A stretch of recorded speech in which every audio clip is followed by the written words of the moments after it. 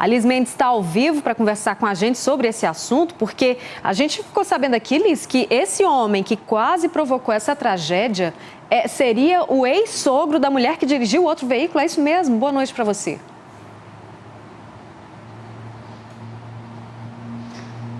É isso mesmo, Rosane. Boa noite para você, boa noite a todos. E toda essa confusão começou quando essa mulher foi até a fazenda do ex-sogro para buscar o filho dela, de 2 anos.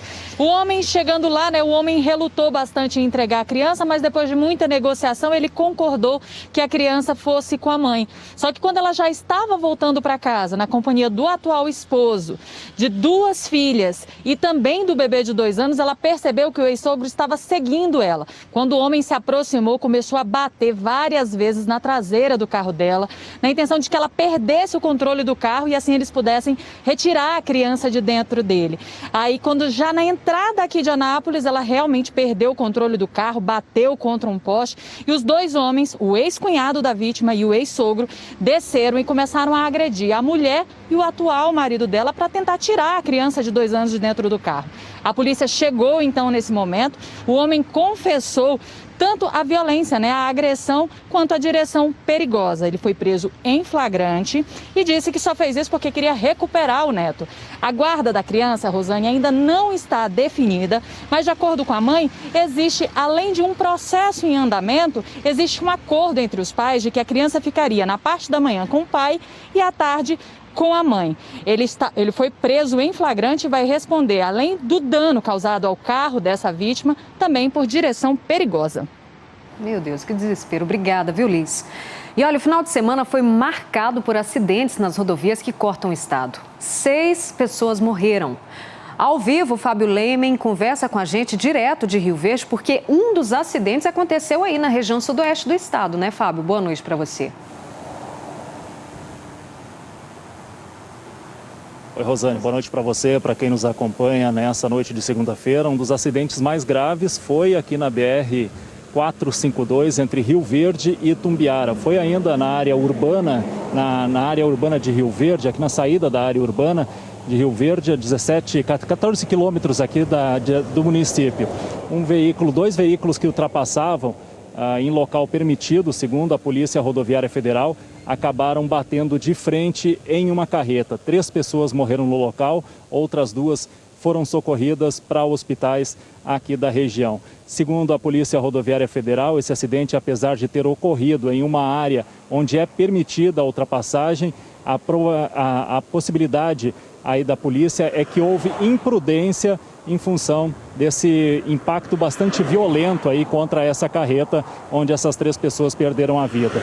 A gente fala também de outros acidentes registrados pelo interior do estado durante esse fim de semana. A gente fala também de Catalão, onde um capotamento matou um homem na BR-050. Segundo a Polícia Rodoviária Federal, a filha desse homem dirigia esse carro quando perdeu o controle do veículo e bateu em um barranco e depois capotou. O pai da motorista estava no banco do passageiro e morreu no local. A motorista não se feriu com gravidade. Ainda na BR-020, em Vila Boa, uma pessoa morreu e 5 ficaram feridas num acidente entre 2 carros e uma carreta. Segundo a polícia, o motorista de uma caminhonete teria perdido o controle da direção, derrapou e atingiu um carro que vinha no sentido oposto. Depois de bater, a caminhonete ainda foi atingida na traseira por uma carreta que vinha logo atrás. O passageiro da caminhonete morreu na hora. Já o motorista foi levado em estado grave para um hospital da região. Os ocupantes do carro sofreram ferimentos leves e o motorista da carreta não se feriu. Agora a PRF investiga as causas desse acidente. Teve também acidente em rodovias estaduais. Ao todo, aqui no estado foram 25 acidentes nesse fim de semana. Um número aí que realmente impressiona, Rosane. Na GO 338, entre Pirenópolis e Goianésia, uma motociclista acabou perdendo a vida. O acidente foi entre uma caminhonete, onde estava o prefeito de Pirenópolis, e essa motociclista, em que viajavam, portanto, uma mulher de 41 anos, que morreu na hora, e também um homem de 27 anos.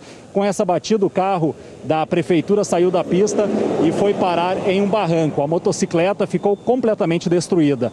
O resultado dessa perícia deve ficar pronto em cerca de 30 dias para descobrir o que provocou esse acidente. Mas, portanto, esse acidente aqui na BR-452, entre Rio Verde e Tumbiara, foi o acidente mais grave desse fim de semana, que resultou, portanto, na morte de 3 pessoas. Rosane. Nossa, nem foi feriado, hein, Fábio? Obrigado pelas informações. O guarda metropolitano, suspeito de matar uma adolescente de 15 anos a tiros, se entregou hoje. O crime aconteceu na frente de um bar na cidade de Silvânia. Quem traz os detalhes para a gente é o repórter Gabriel Garcia. Boa noite para você, Gabriel. Oi, Rosane. Boa noite para você e para todos que nos acompanham. O Guarda Civil Metropolitano continua aqui na Delegacia de Homicídios da capital, onde ele se apresentou hoje à tarde. Nós temos imagens exclusivas feitas pelo cinegrafista Sérgio Rodrigues para mostrar para você o momento em que o William Silva Pinto chegou aqui no complexo de delegacias da capital, acompanhado de outras 2 pessoas. Logo que ele chegou, foi atendido, prestou seu depoimento por cerca de 1 hora, foi levado para o IML agora há pouco e retornou aqui para a Delegacia de Homicídios, onde segue nesse momento. Ele é apontado como um dos principais suspeitos de ter matado a tiros Fredson Cleiton Isídio da Silva, de 15 anos. Esse crime aconteceu no fim da semana passada em Silvânia. Segundo a Polícia Civil, o Guarda Civil Metropolitano teve um desentendimento na sexta-noite em um bar. Imagens de câmeras de segurança mostram que logo depois dessa briga, ele atravessou a rua e se aproximou de um grupo de adolescentes que estava em frente a esse bar e onde estava a vítima. As imagens mostram o momento em que o Guarda Civil Metropolitano efetua 2 disparos de arma de fogo para cima e, segundo a Polícia Civil, ele ainda descarregou a arma contra os adolescentes. 2 tiros atingiram Fredson da Silva, de 15 anos, que acabou morrendo no local. Logo depois do crime, o Guarda Civil acabou fugindo em uma moto e se apresentou hoje à tarde. E foi hoje também que o delegado do caso confirmou que a arma usada nesse crime era mesmo do Guarda Civil Metropolitano, que deve responder por homicídio e 4 tentativas de homicídio. A Polícia Civil diz que quer concluir esse inquérito até o fim dessa semana. Rosane. Tá certo, obrigada, Gabriel. E a Polícia Civil de Águas Lindas de Goiás está investigando o assassinato de um comerciante na cidade. Um policial militar que estava de folga é o suspeito de matar o dono de uma distribuidora de bebidas. Tudo foi registrado por câmeras de segurança. A imagem é forte e chama atenção pela frieza do assassino. Câmeras do circuito de segurança registraram o crime. Aqui é possível ver o dono da distribuidora discutindo com um homem. Segundo o boletim de ocorrência, é um policial militar de Goiás que estava de folga. Em seguida, o sargento pega a arma que estava no colo e atira. Após o disparo, o militar continua sentado como se nada tivesse acontecido e conversa com outra pessoa que se aproxima na porta e também não reage. A vítima é Robson de Souza, de 41 anos. De acordo com os familiares, Robson fechou a distribuidora por volta de meia-noite, mas ele continuou no estabelecimento bebendo com os amigos. Logo após o crime, a Polícia Militar de Águas Lindas de Goiás foi acionada, mas o suspeito já havia fugido. O crime espantou os moradores da região. Robson era filho da vereadora Natália de Souza, do PTB, e uma pessoa muito conhecida na cidade. A polícia já tem uma linha de investigação para o crime. Tem a hipótese de ser em razão do valor do consumo ali do autor.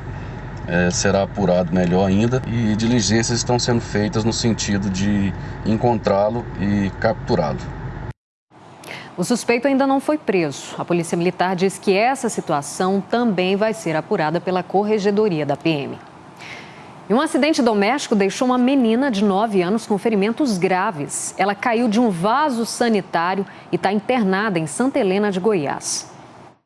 Foi o maior susto que a mãe da Ana Luísa já passou. A menina subiu no vaso do banheiro da fazenda para tentar mudar a temperatura do chuveiro. Foi quando o vaso quebrou. Na hora que eu cheguei na porta, ela estava segurando assim: mãe, socorro, me ajuda. E eu, Ana Luísa, pelo amor de Deus, eu saí gritando, correndo. Meu marido já veio e pegou a coberta, abraçou ela. A família passava o fim de semana na fazenda, na zona rural de Rio Verde. Com a queda, a menina teve cortes profundos na barriga e nas pernas. Como os ferimentos na pequena Ana Luísa, de 9 anos, foram muito graves, ela permanece internada aqui no Hospital de Urgências em Santa Helena. Por enquanto, não há previsão de alta. Apesar de não ser um acidente comum, os bombeiros alertam que é arriscado subir em vasos sanitários, já que a louça, ao quebrar, é muito cortante. Tem um aspecto como que de algo realmente muito sólido mas que quebra-se facilmente, formando realmente pontas muito afiadas, né, que inclusive pode provocar grandes lesões, inclusive lesões em alguns casos fatais. Então, cuidado, pais, mães, família com criança no vaso, é muito perigoso. Aquele trem corta demais, aquele trem mata a gente. Que tristeza, a gente está na torcida para essa menina ficar bem logo. Se Deus quiser, ela logo está saindo do hospital. Olha, agora há pouco você acompanhou aqui com a gente a história do guarda civil metropolitano que teria matado um jovem de 15 anos lá em Silvânia. Pois bem, nós não conseguimos contato com a defesa do suspeito. A Guarda Civil Metropolitana de Goiânia informou que ainda não recebeu nenhuma informação sobre o caso e que vai abrir uma investigação interna para a apuração do caso. Vamos falar agora sobre as eleições municipais. Nós entramos na última semana antes da votação neste segundo turno em Goiás. Só teremos segundo turno em Goiânia e Anápolis. Vamos ver então como é que está a disputa pelos votos dos eleitores lá em Anápolis. Os candidatos são Antônio Gomide, do PT, e Roberto Naves, do PP. Roberto Naves, do PP, tem dividido a agenda de candidato com a de prefeito de Anápolis. Nessa segunda-feira, ele cumpriu compromissos na prefeitura. É um segundo turno curto, a gente está contando com o apoio de muitas pessoas, de muitos voluntários, para levar a nossa mensagem aos quatro cantos, da mesma forma que estamos aproveitando o horário político e as redes sociais, para falar tudo aquilo que nós fizemos e tudo aquilo que nós ainda queremos fazer para termos uma cidade cada vez melhor. Para o candidato do PT, Antônio Gomide, a semana começou com a gravação de programas eleitorais, entrevistas em rádios e caminhadas por bairros da cidade. Estamos buscando lideranças sindicais, lideranças populares, professores, profissionais liberais. Estamos buscando associações de moradores. Então nós queremos nesse segundo turno, que é um pouco menor, que a gente possa realmente buscar dessas lideranças o apoio necessário para chegar em toda a população e todos os eleitores. Aqui em Anápolis, a disputa no segundo turno acontece entre dois candidatos que conhecem bem os corredores da prefeitura. Deputado estadual, Antônio Gomide foi prefeito entre 2009 e 2014. Roberto Naves é o atual chefe do executivo e tenta a reeleição para continuar no cargo.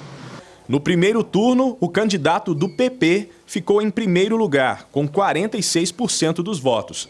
E o candidato do PT teve 28% dos votos. Amanhã e também na quarta-feira, o Jornal Anhanguera, primeira edição, vai entrevistar os dois candidatos que disputam a eleição em Anápolis. A ordem das entrevistas foi definida por sorteio. O candidato que será entrevistado amanhã é Roberto Naves, do PP. O Jornal Anhanguera começa às 11h45 da manhã. E a seguir, a Jataiense é o primeiro time a garantir vaga na elite do Campeonato Goiano do ano que vem. Sai daí não, já já a gente volta. Agora são 7h16.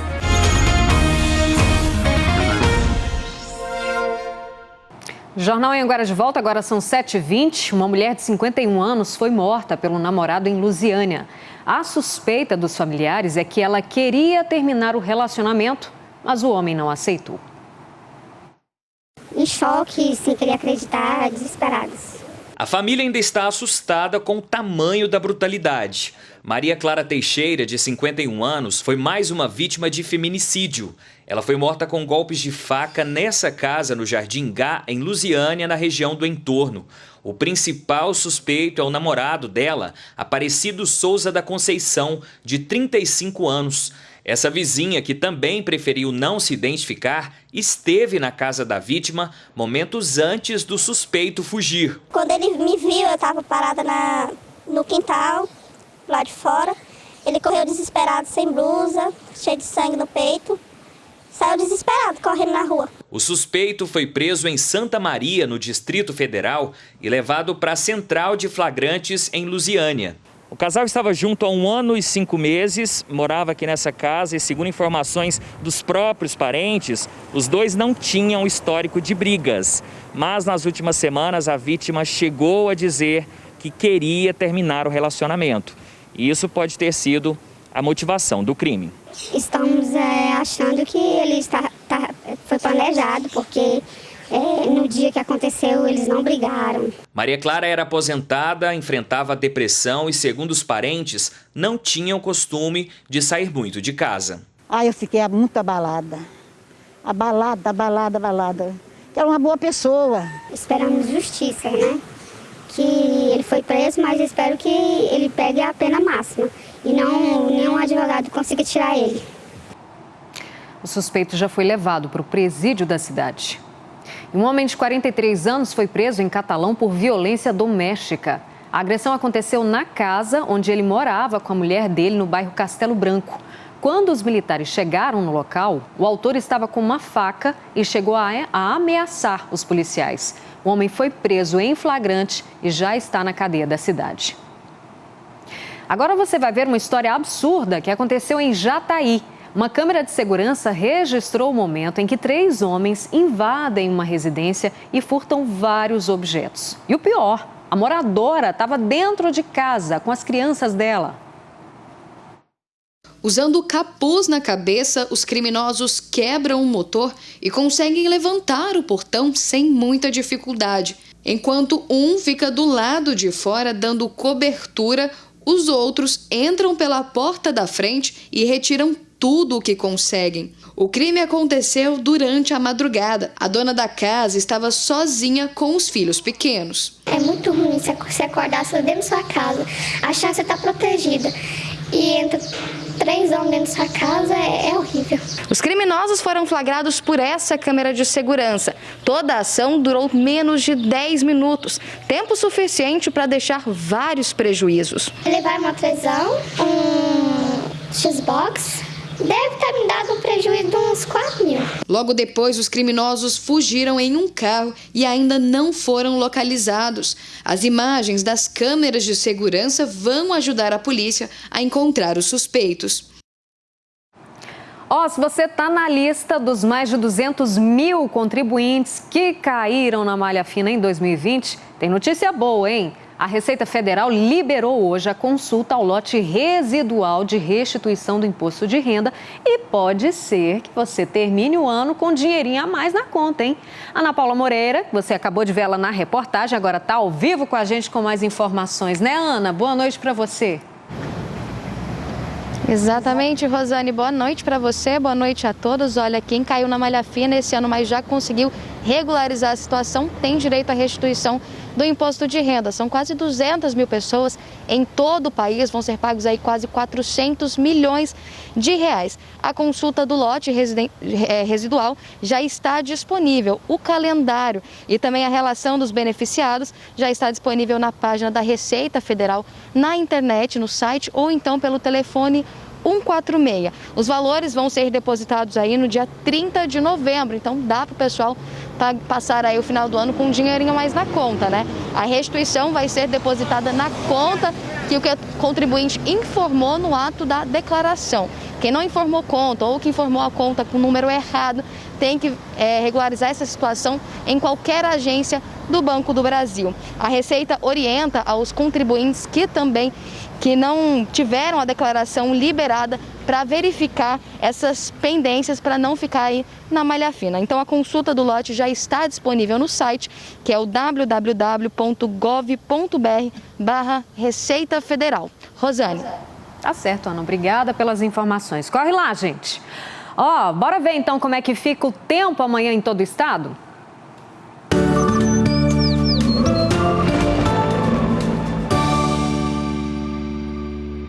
Terça-feira com áreas de instabilidade no centro-norte de Goiás. O tempo fica com nebulosidade variável, sol e pancadas de chuva em algumas regiões do estado. No norte tem máxima de 34 graus, 35 no oeste, 33 no centro e no sudoeste do estado, 31 no leste e 34 na região sul. Veja que tem redução no volume de chuva em várias regiões. Nesta terça-feira chove mais no leste, com 18 milímetros.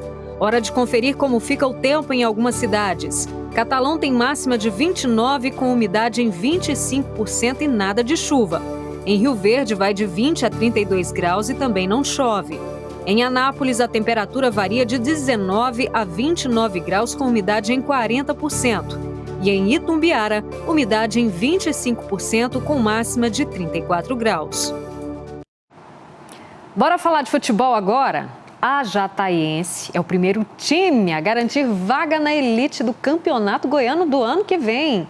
O acesso veio depois que a equipe do Sudoeste venceu o Itumbiara em casa. O gol da Raposa foi no segundo tempo. O atacante João Leonardo aproveitou o cruzamento da esquerda e de cabeça mandou para as redes. Olha lá, a galera gostou. No final teve comemoração, claro, dos jogadores, toda a comissão técnica. Afinal, gente, a equipe volta à elite do futebol goiano depois de 11 anos na fila de espera. Pensa na alegria, olha lá, que beleza, parabéns. E a nossa imagem do dia reforça hoje que, você não deve desistir nunca, sabia? Olha só, essa carreta roubada há 10 anos no interior de São Paulo foi recuperada agora pela Polícia Rodoviária Federal na BR-153 em Porangatu. O crime foi desvendado quando os policiais descobriram uma massa e tinta em cima da verdadeira identificação do veículo. O motorista disse que era novo na empresa, que não sabia de nada. O caso é tratado como receptação. Agora, imagina a surpresa do dono do caminhão ao receber a ligação da polícia para informar a recuperação desse carro. Gente, tá demais, hein? Agora são 7h28, a gente vai chegando ao fim, Um beijo, um cheiro para vocês. O Jornal Anhanguera, segunda edição, encerra hoje, olha lá, com imagens ao vivo da BR-452 em Rio Verde. Vem chuva por lá, hein? Cuidado na estrada, já dá para perceber os relâmpagos. Você vai pegar a estrada na região, muito cuidado, tira o pé do acelerador, cuidado com a aquaplanagem. Agora são 7h28, tchau, gente, até amanhã.